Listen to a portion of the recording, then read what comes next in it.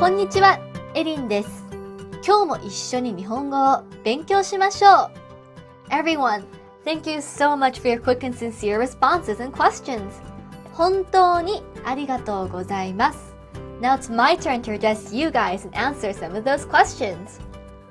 So, looking at the YouTube comments, a few of you had a similar question, which was, how do you say, "Can I ask you a question?"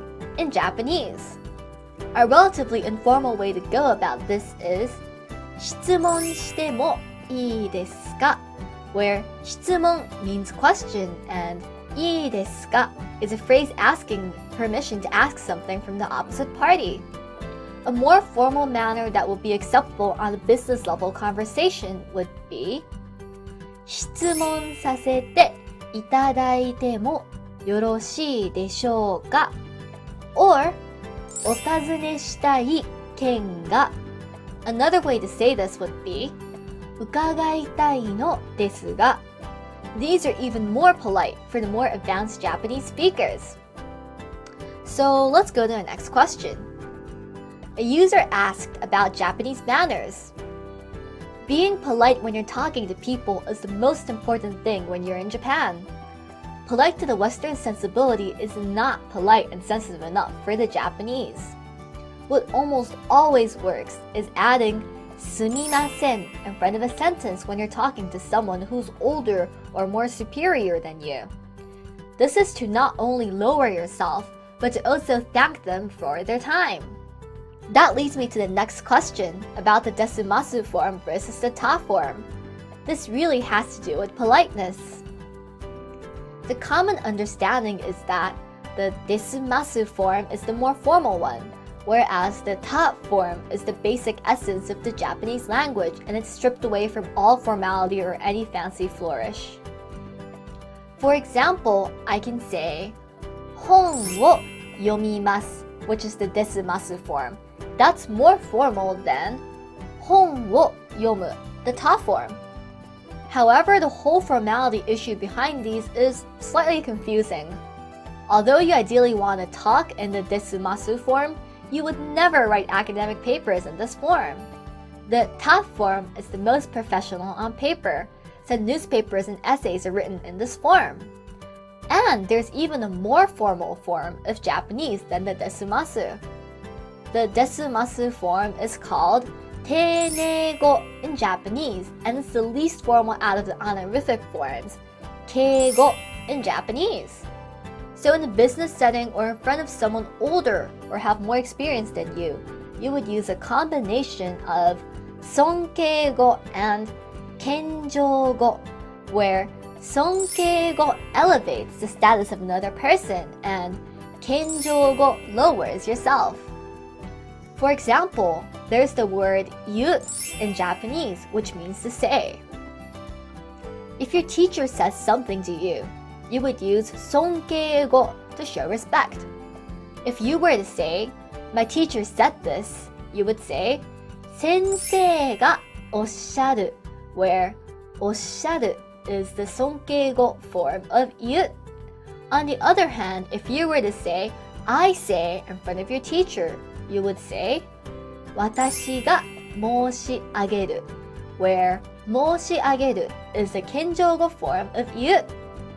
Oh, by the way, the 質問させていただいてもよろしいでしょうか I said just before is also a kenjougo.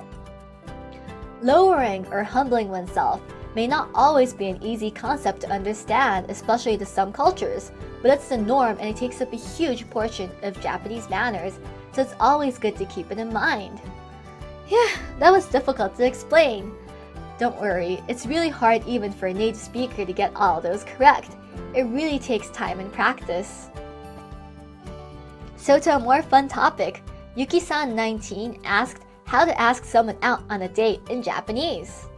The most direct way to say this would be デートしてください、お願いします where デート is date and してください is asking someone their permission, and the お願いします is the pretty please. But if you want to be more subtle about it, sometimes you don't want to appear too forceful or desperate, right? there are more roundabout ways for asking someone out. Let's say you have 2 movie tickets to an opening night of a movie.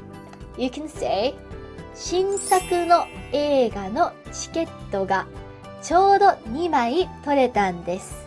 一緒に見に行きませんか? Which means, I was able to get 2 tickets to a new movie. Would you like to watch it with me? And if the person looks a little iffy, you can say, あなたと見たいんです. Which means, I want to watch it with you. Does this help a little bit? I wish all of you the best of luck finding a Japanese boyfriend or girlfriend. And that leads me to the question from Alan Graff. He says, will you marry me? お断りです. No. But here's how you can propose to someone in Japanese. 結婚してください. Oh, so this was an interesting question. Nimzo was asked, where does Aaron come from? I come from Osaka.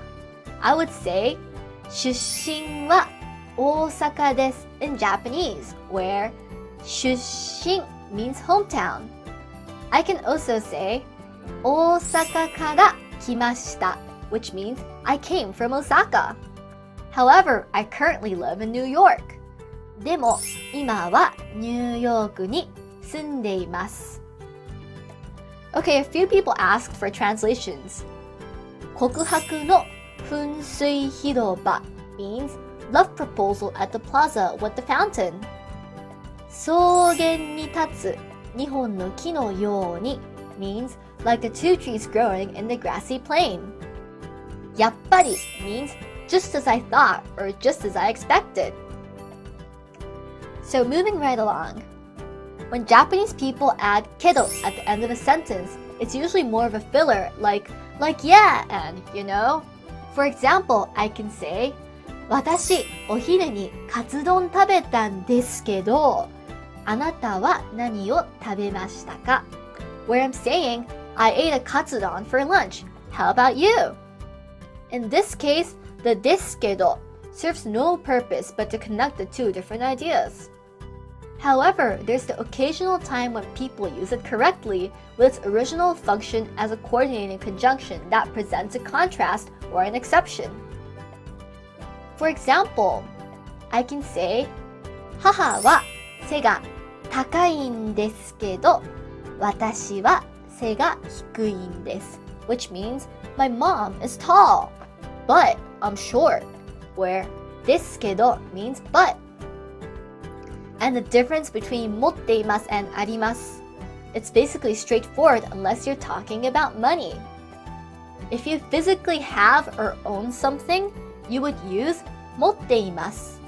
For example, 私はカバンを持っています.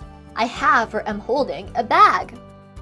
On the other hand, if something physically exists and you're aware of it, you would use あります. For example, ここにコンピューターがあります. There's a laptop here. However, you can use both 持っています and あります for money. お金を持っています and お金があります both means you have money. So, okay, a few people asked about particles. Particles. A lot of these aren't really straightforward. There are many annoying exceptions. The only way to master them is to speak with a Japanese person and have them correct you. But with that said, here are some basic rules. が and は are often used to connect the subject and the verb. For example, 私はエリンです. I am Aaron. Or 犬が吠える. A dog barks. は is usually used for something static to describe the state of, whereas が is used for something dynamic where someone or something is actively doing something. の usually denotes someone or some things. 私のカバン which means my bag. を is usually put between an object and the verb to denote that there's action taking place in relation to the object. For example, カバンを買う which means buy a bag. Note the wo in between the 가방 and 가우, bag and buy. Ni and it is usually put between the destination and the verb. For example, 海に or 海へ行く, where I'm saying go to the beach. These are used interchangeably, but according to one Japanese linguist, ni emphasizes a destination, whereas it just generally defines an abstract concept of the direction of the destination.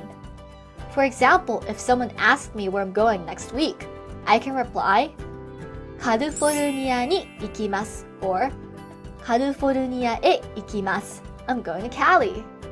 But when I say カリフォルニアに, I'm emphasizing California, as in I'm not going to Arizona or to Boston, I'm going to Cali.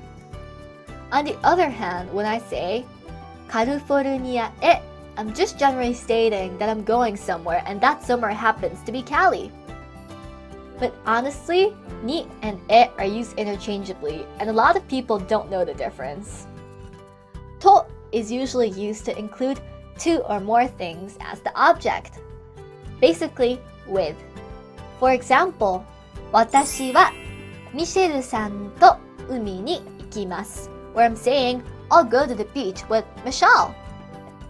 Oh, and speaking of which, there's an ongoing debate in Japan on how to pronounce the word anime. There are two basic pronunciations, anime and anime.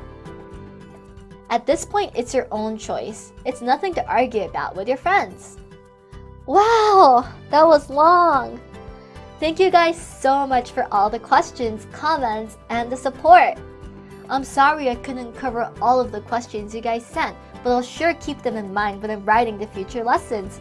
Oh, and make sure you guys keep on posting the questions because we'll soon do a future lesson, something like this one. Oh, and by the way, the thing I say at the end, it means until next time. See you! 次回もお楽しみに。またねー!